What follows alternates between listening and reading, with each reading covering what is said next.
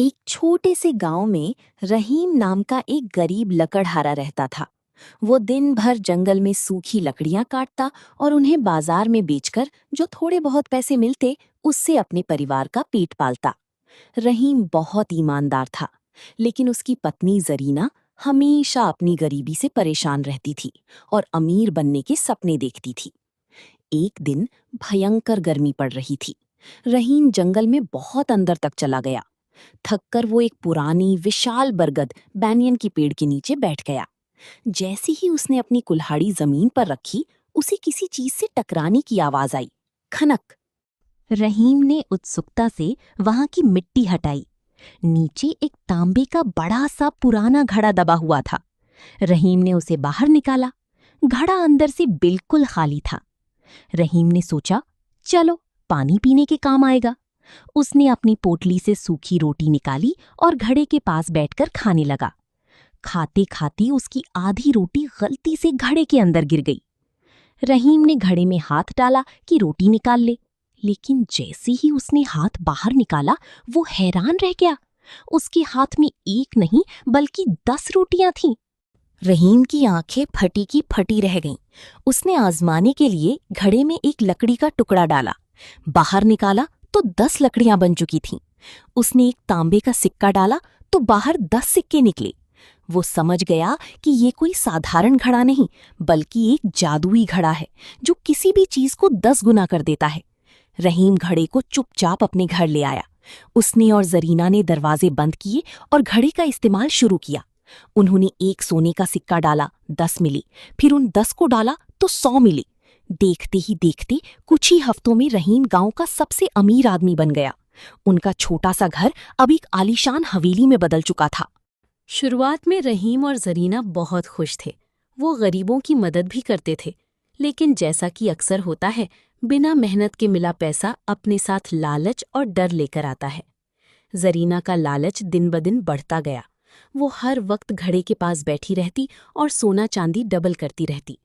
वहीं रहीम को अब हर वक्त ये डर सताने लगा कि कोई उसका ये जादुई घड़ा चुरा ना ले।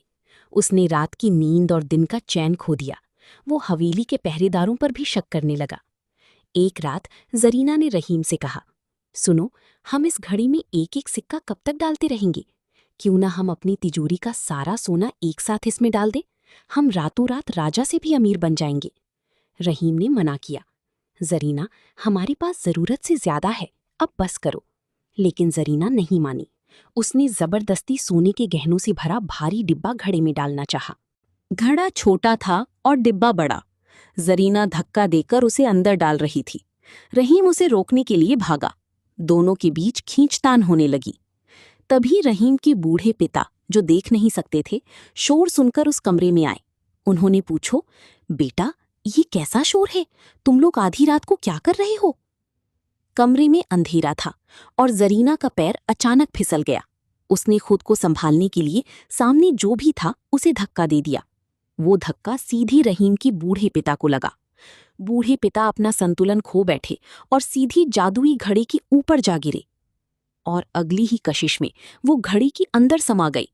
रहीम और जरीना के होश उड़ गए। रहीम चीखा, पिताजी! उसने कांपते हाथों से घड़े के अंदर हाथ डाला।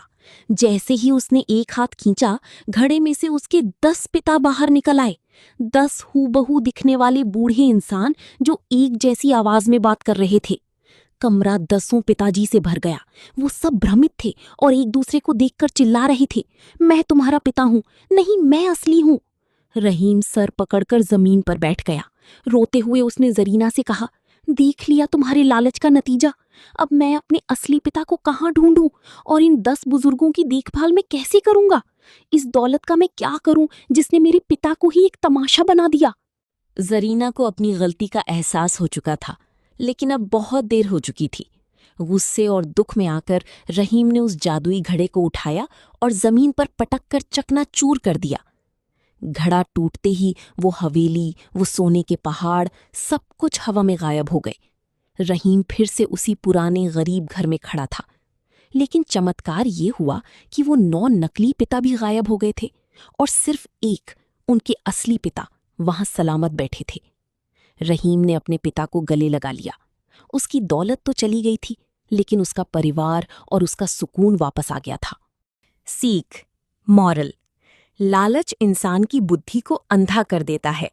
जीवन में मेहनत से मिली थोड़ी सी चीज भी बिना मेहनत के मिले खजाने से कई गुना बेहतर और सुकून देने वाली होती है।